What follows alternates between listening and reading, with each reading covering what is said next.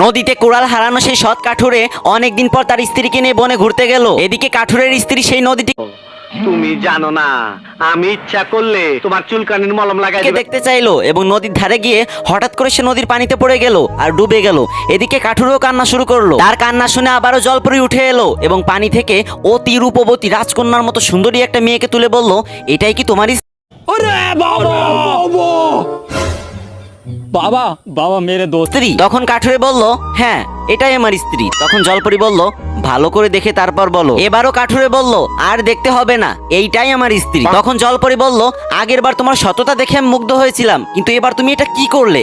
রূপবতী মেয়ে দেখে নিজের স্ত্রীকেই ভুলে গেলে। তখন কাঠুরে বলল, আমি বাধ্য হয়ে বলেছি এইটাই আমার স্ত্রী। যদি না বলতাম তাহলে আপনি এর থেকে একটু কম সুন্দর একটা মেয়েকে তুলতেন, আর আমি যদি বলতাম এই মেয়েও আমার স্ত্রী না, তাহলে সবশেষে আপনি আমার বউকে তুলতেন আর আগের বারের মতো তিনজনকে আমার কাঁধে চাপিয়ে দিতেন।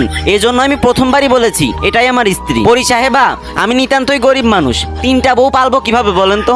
একটা বউকেই সামলাইতে পারি না, সবসময় শুধু মারতে আসে। সেখানে তিনটা বউ হলে তো আমাকে কচু গাছের সাথে গলায় দড়ি দিয়ে মরতে হবে। এই কথা শুনে এবারও জলপরি কাঠুরের সততায় মুগ্ধ হলো এবং কাঠুরকে বলল, আই লাভ ইউ, আমি আপনাকে বিয়ে করতে চাই। ভাই, আপনি যে মন খুলে হাসতেছেন, এই ভিডিওটা বানাইতে আমার প্রচুর পরিশ্রম হয়েছে। যদি হাতে কয়েক সেকেন্ড সময় থাকে তাহলে এই ভিডিওটাতে কয়েকবার কপি লিংক করে একটা কমেন্ট করে যান। কথা দিচ্ছি এরপর থেকে আরো ভালো ভালো ভিডিও আপনাদের মাঝে নিয়ে আসবো ইনশাআল্লাহ।